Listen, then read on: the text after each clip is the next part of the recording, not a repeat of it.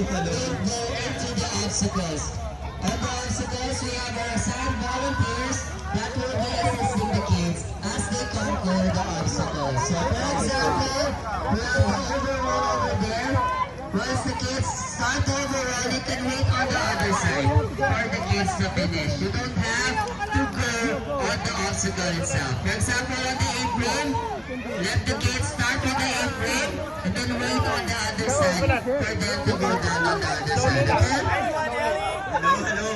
Parents, I'm here. For the picture.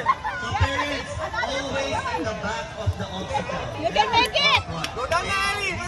Zaki! Zaki! So the volunteers will stay in front. Tutulungan nila ito yung Go, run! Zaki! Okay. Zak! Zak! Sino yung ano? Zak! Kapit niya po ka ba?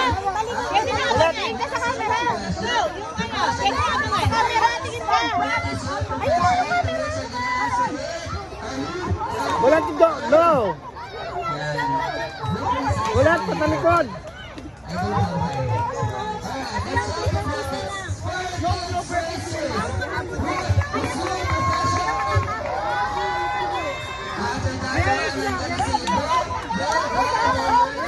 Oh, kulat!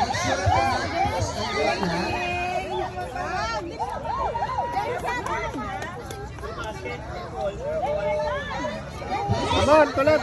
Okay. Okay, run!